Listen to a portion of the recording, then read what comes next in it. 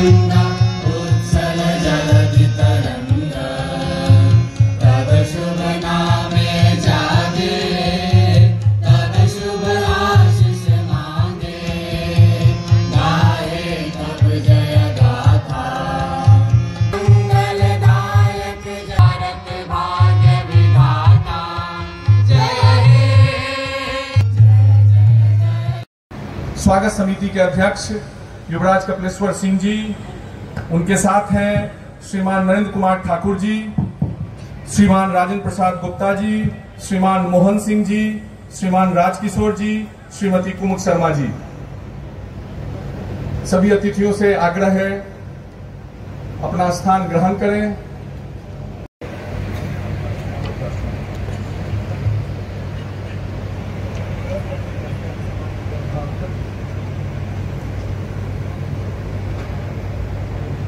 सभी हमारे गणमान्य अतिथि मंच पर उपस्थित हो चुके हैं।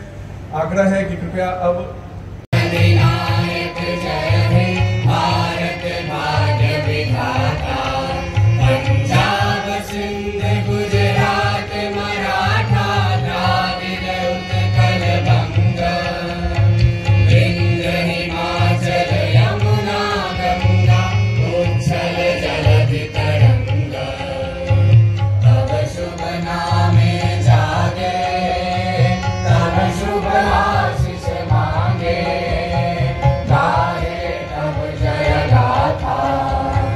जन गण मंगलदायक जय हे भारत भाग्य विधाता, जय हे जय हे जय जय हे। सभी अतिथियों से आग्रह है कृपया अपना स्थान ग्रहण करें।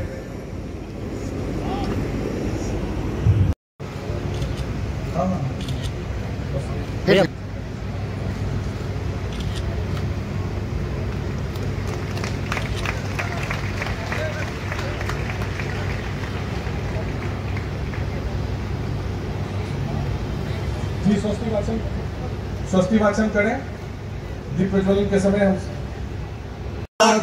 संतानो भर्गसे महिवे महितां जलानो अन्ते देवा जलानस्करा जलसंतनो नाम पुनरासो जला पितानो भवन्ति मानो मर्याहि घता युगान्त्योः आदित्यो आदित्यनान्तरिक्षमादित्य माता सविता सपुत्राः विश्वे देवा आदितिः पञ्चजना आदित्यजातमादित्यजनिर्वाम योः शान्तिरन्तरिक्षगो शान्तिः पृथिवी शान्तिरापः शान्तिरोषधयः शान्तिः वनस्पतयः शान्तिर्विश्वे देवाः शान्ति ब्रह्म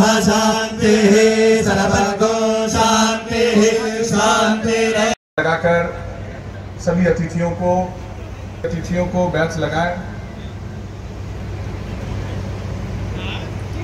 WIT women's institute of technology अपनी तरह का भारत का एकमात्र संस्थान है जिसका उद्घाटन बिहार के माननीय राज्यपाल श्रीमान राजेंद्र विश्वनाथ अर्लेकर जी का स्वागत कर रहे हैं युवराज कपिलेश्वर सिंह जी। मिथिला की विद्वता की पहचान श्वेत पाग से सम्मान हो रहा है माननीय राज्यपाल महोदय का। पाग अंगवस्त्र तथा प्रतीक चिन्ह से कर रहे हैं श्रीमान रंगनाथ ठाकुर जी जो मिथिला अध्ययन केंद्र के सचिव हैं, आयोजन समिति के सदस्य हैं। आप सब जो यहाँ उपस्थित हैं उनसे आग्रह है कृपया करतल ध्वनि से जरूर उपस्थिति भी। महाराज रामेश्वर सिंह महाराज कामेश्वर सिंह की वंश परंपरा के उत्तराधिकारी युवराज कपिलेश्वर सिंह जी का स्वागत पाग अंगवस्त्र और प्रतीक चिन्ह से स्वागत कर रहे हैं।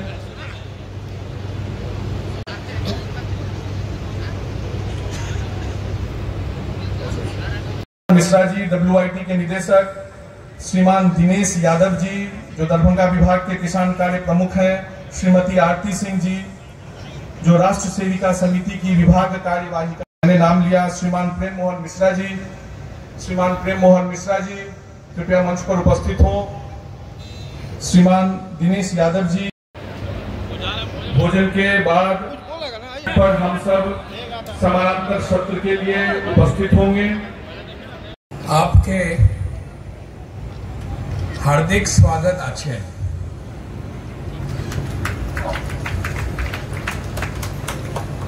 मिथिला की धरती पर आया हूं तो थोड़ी बहुत इसका थोड़ा संपर्क होना ही चाहिए, इस मिट्टी का, इस संस्कृति का, इस परंपरा का।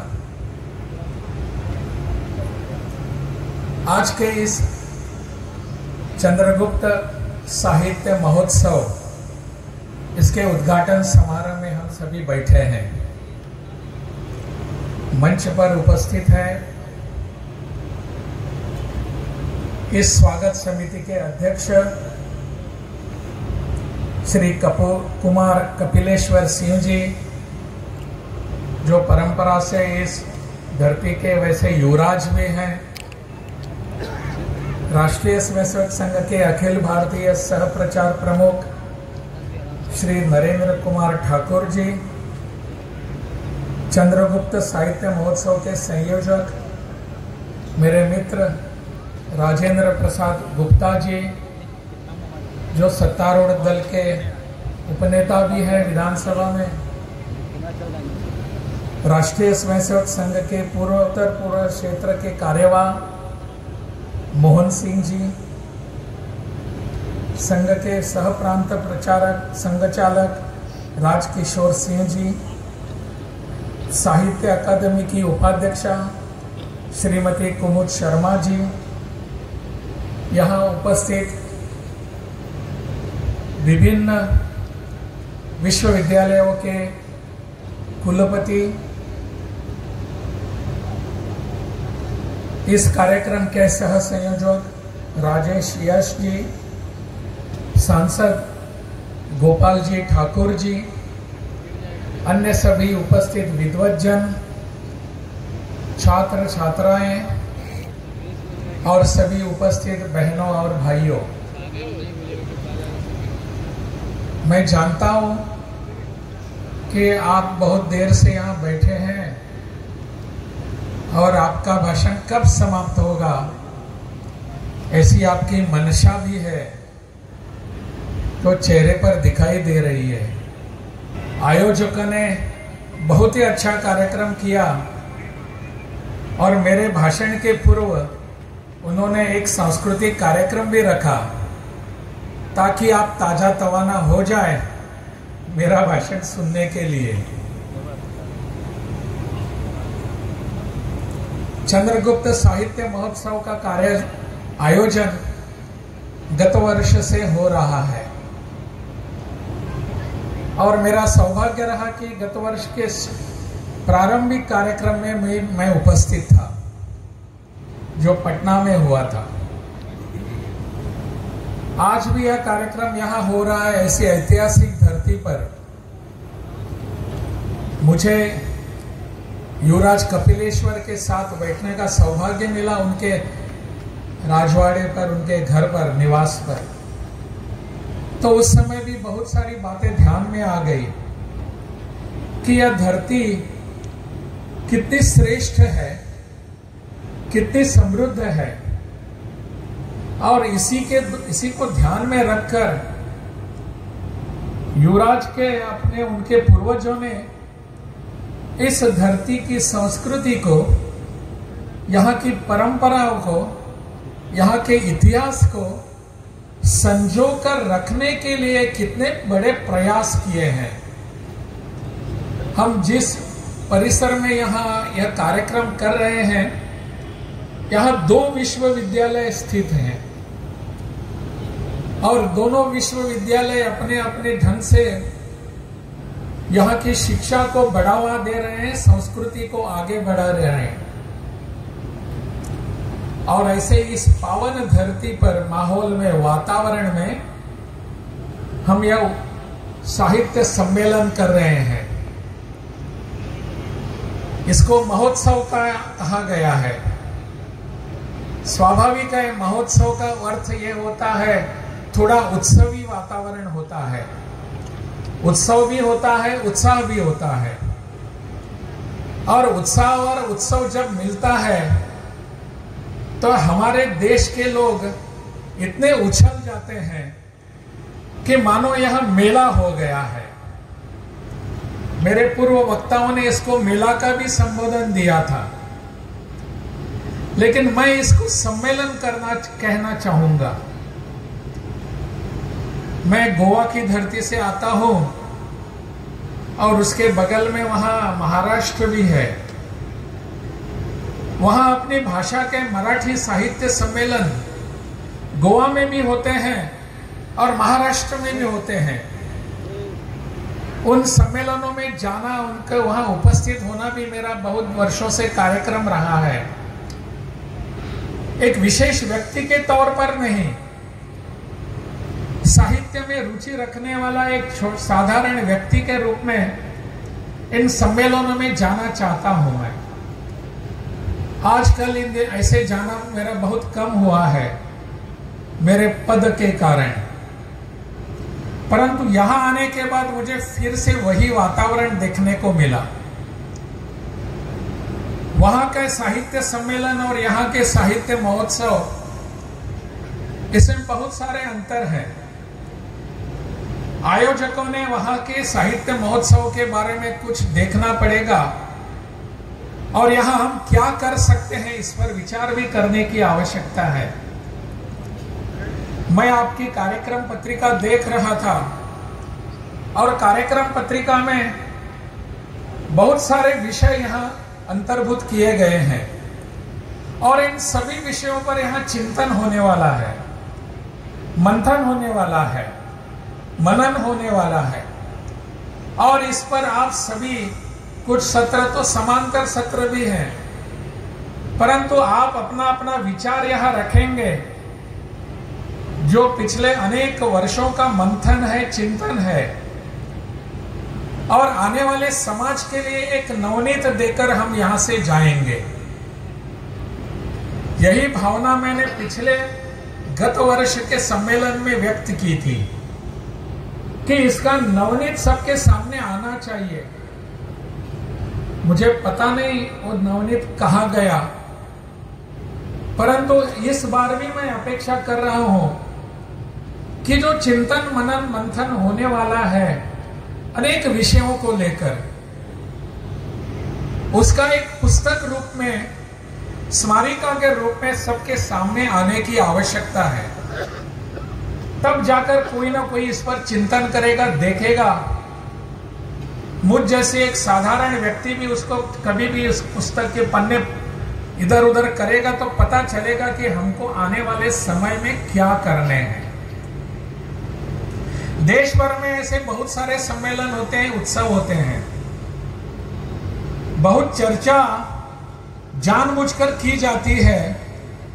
वो एक सम्मेलन होता है जयपुर फेस्टिवल। जयपुर फेस्टिवल की बहुत चर्चा होती है। आप में से आप सभी विद्वज्जन हैं, साहित्यिक हैं, आप जानते होंगे कि जयपुर फेस्टिवल का क्या अपना उसका तजुर्बा है, उसका क्या स्तर है। जयपुर फेस्टिवल बिल्कुल अलग विचारधारा के लोगों के लिए प्रसिद्ध है और वहां जाकर उस फेस्टिवल को लिटरेरी फेस्टिवल कहते हैं, जयपुर लिटरेरी फेस्टिवल। वहां जाकर किस विचारधारा को सामने लाने का प्रयास होता है आप सब जानते होंगे। अनेक बार भारत विरोधी विचारधारा वहां आती है और ऐसे फेस्टिवल केवल एक जयपुर होता है ऐसा नहीं। हिमाचल प्रदेश में भी एक ऐसा फेस्टिवल होता है जो सोलन के आसपास होता है।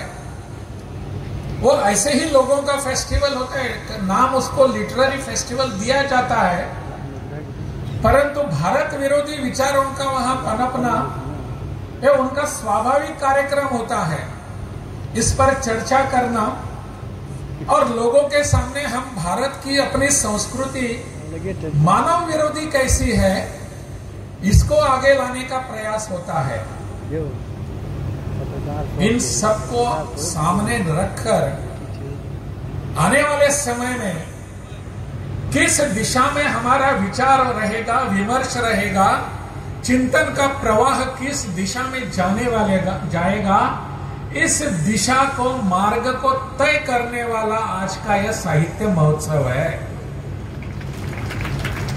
हम आने वाले समय में क्या करना चाहेंगे, इस विषय को लेकर हमको आगे बढ़ने की आवश्यकता है।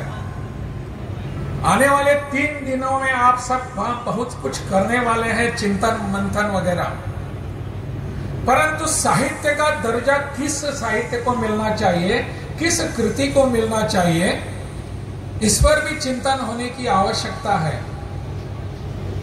मैं बहुत बार साहित्य की पुस्तकें पढ़ने का मेरा प्रयास होता है। साहित्य में क्या क्या आना चाहिए? सिर्फ उपन्यास आने चाहिए क्या? साहित्य के निबंध आने चाहिए क्या?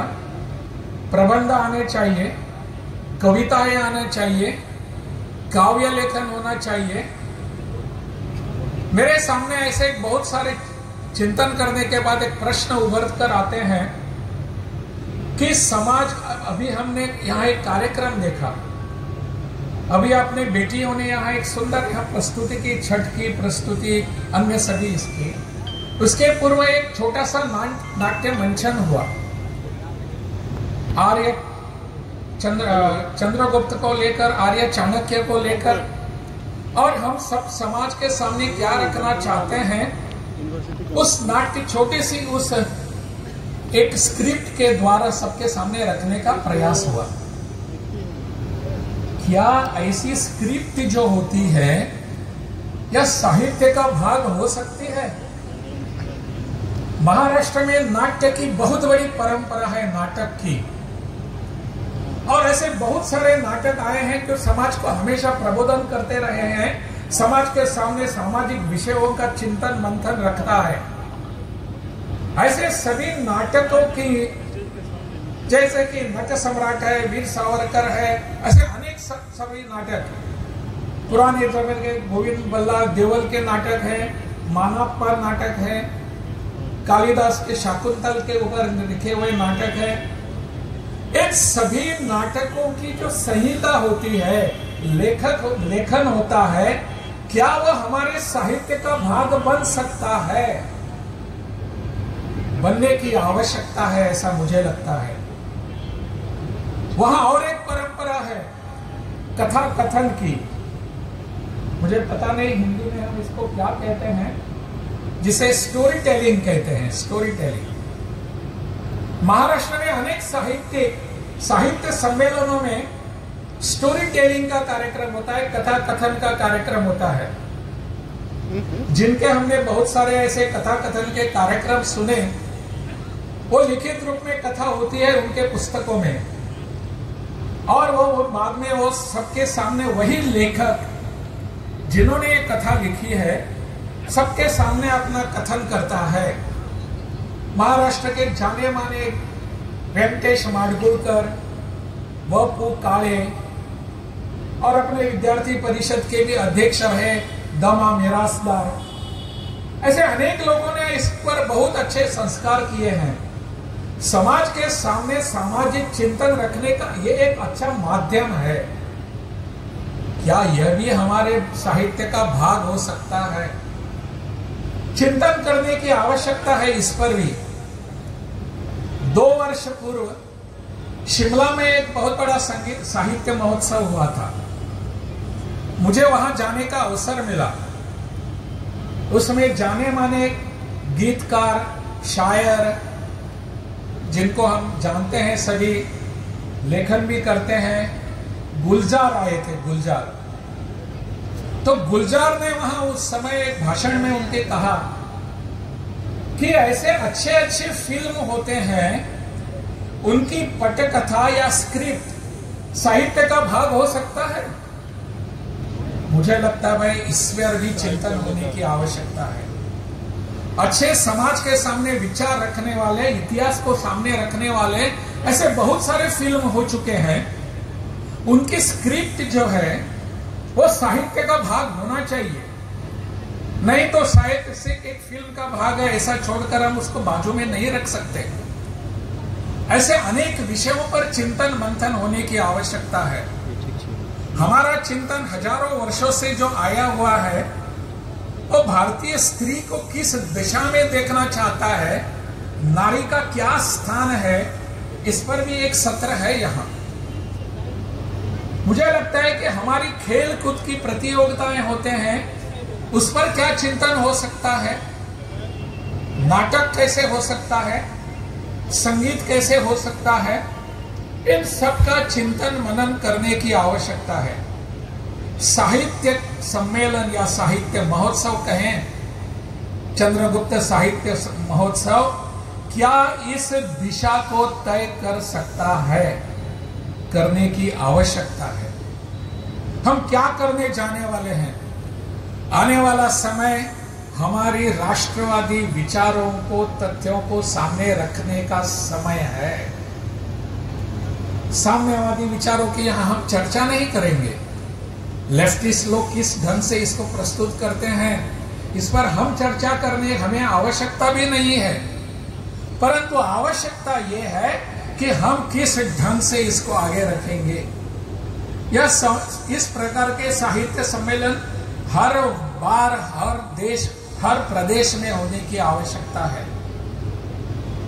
जैसे कि हमने देखा कि कन्नड़ साहित्यिक थे, कन्नड़ साहित्यिक जिन्होंने आवरण पुस्तक, आवरण उपन्यास लिखा, उस आवरण तक हर भाषा में जाने की आवश्यकता है। क्या हम उस विषय को यहाँ चर्चा के स्वरूप में सबके सामने ला सकते हैं? ऐसे अनेक विषय हो सकते हैं, अनेक भाषाओं के। यह सम्मेलन केवल हिंदी साहित्य का ही सम्मेलन होना नहीं चाहिए। अनेक भाषाओं में जो अच्छी अच्छी साहित्य कृतियां हैं, काव्य है, कविता है, लेखन है, नाटक है, इन सबको हमने यहाँ सम्मिलित करने का प्रयास होना चाहिए। तब जाकर हम सबको पता चलेगा कि दक्षिण भारत में भी इस विचारों को, जिस विचारों को हम यहाँ प्रस्तुत करना चाहते हैं, इस विचार के बारे में क्या हो रहा है। अपने पूर्वी भारत में, पश्चिम में क्या हो रहा है, अलग अलग भाषाओं में क्या हो रहा है। तब जाकर भारतीय भाषाओं का अभिरुचि संपन्न अभिजात स्वरूप सामने आएगा। केंद्र के सरकार ने अभी 4-5 भाषाओं को अभिजात साहित्य, अभिजात भाषा का एक दर्जा दिया है। इन सभी प्रयास कौन करने वाले हैं? अभिजात दर्जा कब आता है?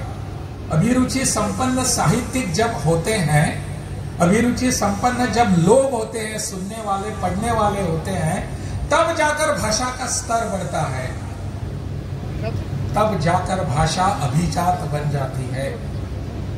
मुझे लगता है इस दिशा में हमको चिंतन करने की आवश्यकता है। हिंदी भाषा में ऐसा अभिजात स्वरूप आएगा क्या? यहाँ अपने बिहार में अनेक सारी भाषाएं बाकी होती हैं, भोजपुरी होती है, मगधी होती है, मैथिली होती है। इनमें से कुछ भाषाओं में कुछ इसके लिए प्रसिद्ध हो गई हैं या कुप्रसिद्ध हो गए हैं कि उनमें कुछ अलग से अश्लील भाग आने लगे हैं। भोजपुरी भाषा को देखेंगे तो बाहर इसी दिशा में, इस दशा में इसको देखा जाता है। क्या इस पर हम चिंतन करके इस भाषा को पुनः एक बार शुद्ध करके विशुद्ध ऐसे राष्ट्रवादी विचारों की भाषा ऐसा रख सकते हैं? रखने की आवश्यकता है। इस दिशा में यह सम्मेलन काम करेगा ऐसा मुझे विश्वास है।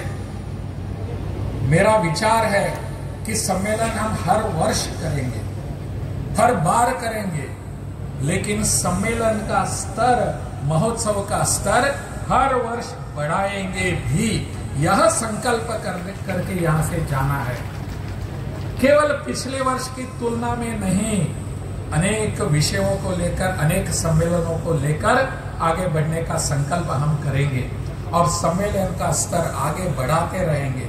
मैंने कुछ इधर उधर मेरे मन में जो बातें आ गई आपके सामने रखने का प्रयास किया। वैसे आप सभी विद्वत जन हैं, साहित्यिक हैं। इन सभी साहित्यिकों के माने उनके सामने मेरा विचार मैं जानता हूँ बहुत ही साधारण विचार है। मैं साहित्यिक नहीं हूँ, साहित्य का कुछ भी लवलेश मेरे पास नहीं है। मेरा काम इतना है कि यहाँ खड़ा रहकर आपको कुछ बातें बता देना, और बात आप चिंतन अगर हो सके तो चिंतन करें, हो सके तो मंथन करें, समाज के सामने पुनः आपके विचारों के साथ सजाए धुजाए ऐसा करके आप रखेंगे, ऐसा मेरा पूरा विश्वास है। बहुत बहुत धन्यवाद।